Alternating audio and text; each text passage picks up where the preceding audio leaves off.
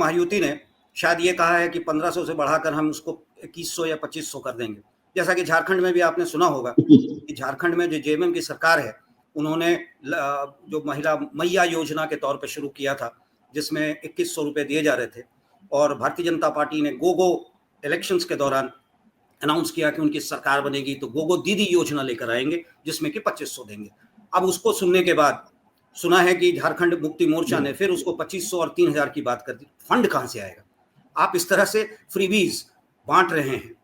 सही में जो जिनको मिलना चाहिए, जहां तक जाना चाहिए, जहां तक पहुंचना चाहिए, वहां तो पहुंच पाता नहीं है। सरकारी तंत्र ऐसा है कि पहुंचने नहीं देता।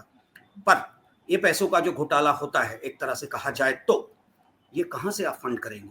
चुनाव में बड़ी बड़ी बातें कर देना बड़ा आसान होता है। नैरेटिव्स आप देखिए, मोदी जी हैं वहां, इसके पहले अमित शाह जी गए थे, बड़े बड़े नेता गए, हर पार्टी से जा रहे हैं और तरह तरह की बात कर रहे हैं, बटोगे तो कटोगे, कटोगे तो बटोगे। ये उसका मतलब क्या है? ये नैरेटिव्स को क्या आम वोटर्स वाकई में ग्रहण कर रहा है, या अंदर खाने की बात ना करते हुए ग्राउंड में हम वर्ड्स यूज करेंगे कि क्या ग्राउंड पे आपने सुना है लोगों को इसका मजाक भी उड़ाते हुए? क्योंकि झारखंड में तो मैंने सुना है, झारखंड में जो खबरें आई हैं कि लोग इसको बड़ा मजाकिया तौर पे ले रहे हैं कि बटोगे तो कटोगे, सटोगे तो जाओ, ऑल दोस टाइप। तो ये नैरेटिव्स का क्या पहुंच कहां तक है? आखिर इसका मतलब क्या निकलता है? whom are they addressing while saying कि बटोगे तो कटोगे? क्या मतलब है इसका? क्या ये हिंदू मुस्लिम की बात कर रहे हैं? जी देखिए, जिस तरह की स्थिति पैदा हुई है, नरेंद्र मोदी जी ने, प्रधानमंत्री जी ने, प्रधानमंत्री का जो वक्तव्य था, एक है तो सेफ है। दूसरी तरफ योगी आदित्यनाथ जी, उनका स्टेटमेंट था कि बटोगे तो कटोगे। खुद महाराष्ट्र में सुप्रिया सुले, मान लीजिए सुप्रिया सुले विरोध में है, विपक्ष पार्टी की हैं, वो विरोध कर सकती हैं। अजीत पवार ने भी इसका खंडन किया है, योगी आदित्यनाथ के स्टेटमेंट का खंडन किया है। लेकिन प्रधानमंत्री नरेंद्र मोदी जी का स्टेटमेंट जो रहा है कि एक है तो सेफ है, उसका उन्होंने समर्थन तो किया है। लेकिन योगी आदित्यनाथ का स्टेटमेंट जो रहा है कि बटोगे तो कटोगे, तो उसका उन्होंने सीधा विरोध किया है और कहा है कि महाराष्ट्र की जनता इस तरह की चीजों को नहीं लेती। तो जाहिर है कहीं ना कहीं इनमें आपसी मतभेद है, लेकिन चूंकि साथ हैं, एक पार्टियों की अपनी एक मजबूरी होती है, युति की अपनी मजबूरी है, युति गठबंधन का जो समीकरण है उसे बना के रखना है। इस वजह से सब साथ चल रहे हैं। स्थिति ये है कि अजीत पवार पूरी तरह से सेफ गेम में लगे हुए हैं। पवार साहब अपनी स्थिति ये है कि महाराष्ट्र में कहा जाता है कि बिना पवार की राजनीति संभव नहीं है, और गाहे बगाहे हमने आपने इसे देखा भी है। अब पूरी तरह से जो कह सकते हैं कि गेंद जो है वो महायुति के पाले में है कि उसको किस तरह से खेलते हैं। लेकिन इस तरह के स्टेटमेंट जब आते हैं तो सड़कों पर जहां पर लोग इकट्ठा होते हैं, इस तरह की बातें उठती हैं कि इस तरह के अगर स्टेटमेंट आने लगे तो उसे किस तरह लिया जाए। बहुत सारे लोग हैं जो इसका विरोध करते हैं, आपस में हंसी मजाक करते हैं। दोस्तों में इस तरह की बातें दोस्तों में हो रही हैं कि बटोगे तो कटोगे, और उसको इस तरह से खिल्लियां उड़ाई जा रही हैं। तो ऐसे एक राजनेता के तौर पर इस तरह का स्टेटमेंट देना और उस स्टेटमेंट का आम जनता द्वारा खिल्ली उड़ाना, कहीं ना कहीं हमें आपको समझना चाहिए कि हम क्या स्टेटमेंट दे रहे हैं। स्टेटमेंट से पहले ये सोचने की आवश्यकता है। जी अच्छा, इस बार आप चुनाव में आप तो घूमे, मुख्य मुद्दे क्या है? What are the major factors? X factor की बात तो हमने कर ली, क्या इश्यूज हैं जिसपे कि इस बार वोटर जाएंगे? पार्टीज की बात मैं नहीं कर रहा, आपको लोगों से जब बात होती है तो वो क्या चाहते हैं? विकास तो एक अलग चीज है, बड़ा उसको कहेंगे ना कि इट्स अ बिग नेम, उसके अंदर, उस अम्ब्रेला के अंदर सब आ जाता है। पर छोटी छोटी बातें होती है, क्योंकि स्टेट असेंबली इलेक्शंस हमेशा लोकल इश्यूज पे ज्यादातर की जाती है। क्या मुद्दे हैं इस बार? देखिए, महाराष्ट्र की स्थिति इस वक्त, महाराष्ट्र की बात करें तो तमाम ऐसे इलाके हैं जो काफी पिछड़े हैं, बुनियादी सुविधाएं तक नहीं है। सड़क की स्थिति यह है कि बरसात की तो छोड़िए, बरसात के बाद भी सड़क की स्थिति यह है कि वहां पर धूल उड़ रहे हैं। कईयों की मौत की खबरें हमने रिपोर्टिंग की हुई है, आपने भी देखा हुआ है उन सब चीजों को। तो कईयों की मौत की भी खबरें आई हैं। इस तरह की स्थिति बनी हुई है। इस समय का लोकल मुद्दा जो है वो बुनियादी सुविधाओं पर ज्यादा आधारित है। हालांकि नेशनल पार्टी जो है उसे पोलराइज करने की कोशिश इस प्रकार कर रही है कि किसी न किसी प्रकार की लालच देकर लोगों को अपनी तरफ इकट्ठा किया जाए। इस तरह की स्थिति चल रही है और यही वजह है कि जिस तरह की योजनाएं महायुति सरकार द्वारा लाई गई हैं, जिस तरह की योजना है उसको भुनाने का काम अब किया जा रहा है इस विधानसभा चुनाव में। लेकिन आज भी जब आप लोकल लोगों से बात करेंगे, स्थानिक लोगों से बात करेंगे, तो उनका मानना यह है कि आने वाले समय में जो वोट करेंगे वो स्थानीय मुद्दों को ध्यान में रखते हुए करेंगे। स्थानीय मुद्दों को अगर बात करें तो लोगों को ये जानना होता है कि भाई कैंडिडेट कौन है सबसे पहले, क्योंकि कैंडिडेट का नाम एक बड़ा रोल निभाता है। क्या वो कैंडिडेट इजिली अवेलेबल है, लोगों के लिए, लोगों तक पहुंच पा रहा है, लोगों की पहुंच उस तक है कि नहीं है। तो इस तरह की स्थिति जो है वो यहाँ पर है।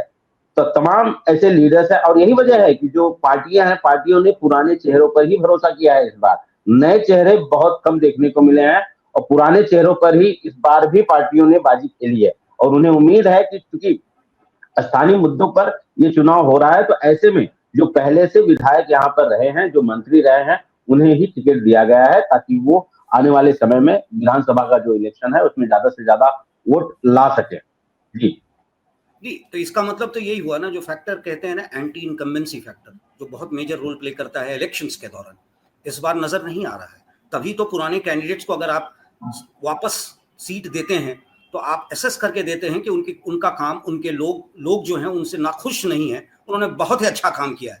यानी कहा जाए कि एकनाथ शिंदे की सरकार ने महाराष्ट्र को वाकई वो दिया जो महाराष्ट्र चाहता था।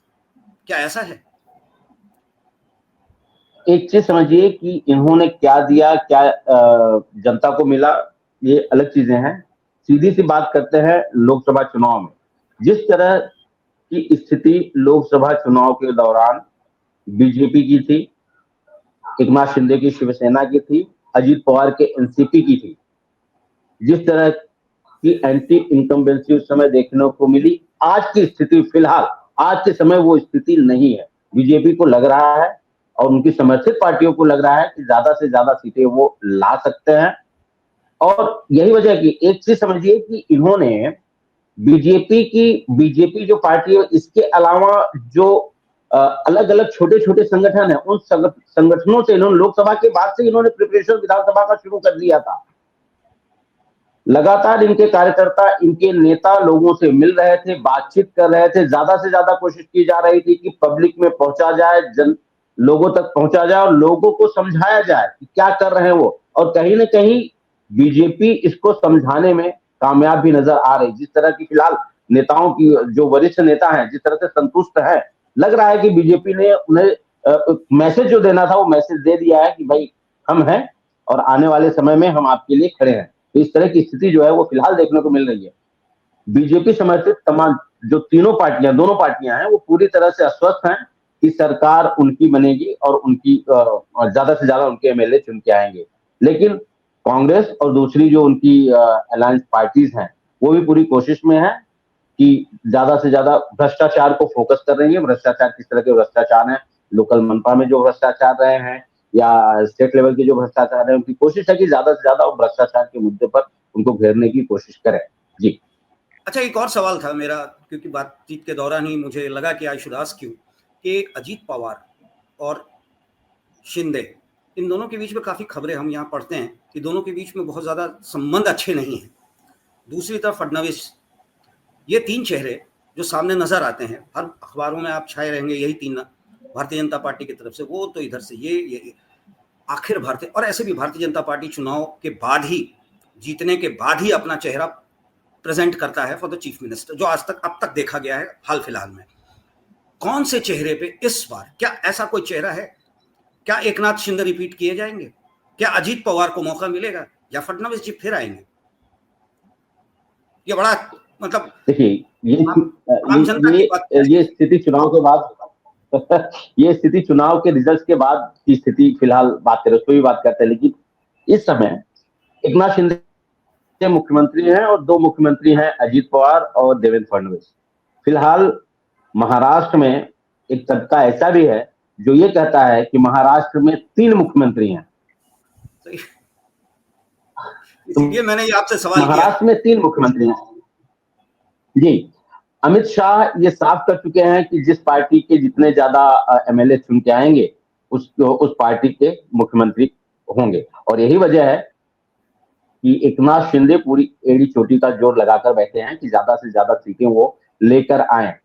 रही बात अजीत पवार की अगर बात करें तो अजीत पवार कोशिश कर रहे हैं कि वो ज्यादा से ज्यादा सीटें लेकर आए, लेकिन बड़े पवार के आगे मुझे नहीं लगता कि उनका जादू कुछ चल पाएगा। जिस तरह की स्थिति लोकसभा चुनाव में हुई थी, कुछ कमोबेश उसी तरह की स्थिति यहाँ के लोगों से, अगर लोकल लोगों से बात करें उनकी स्थिति वैसी है। हाँ, लेकिन जो इनके पहले से जो सिटिंग एमएलए हैं वो पहले से उन्होंने बेहतर काम किया है।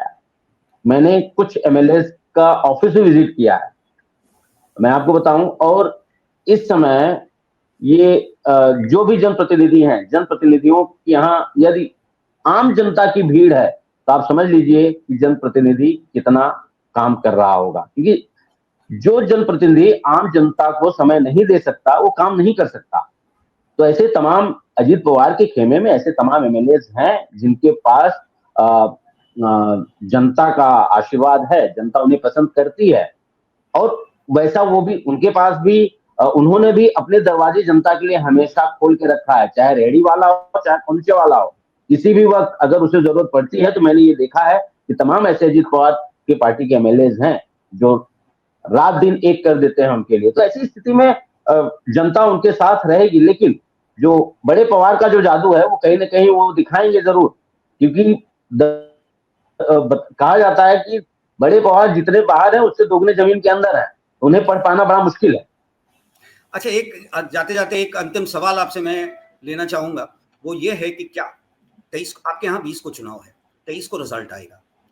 कुछ पॉलिटिकल एनालिस्ट्स का ये भी मानना है कि दोनों ही धड़े जो हैं, महायुति और एमवीए, दोनों में से किसी को भी ऐसी बहुमत नहीं मिलने जा रही है कि सरकार बना पाए। पता नहीं उनका क्या, उन्होंने किस लेवल, किस आधार पे ये बात कही है।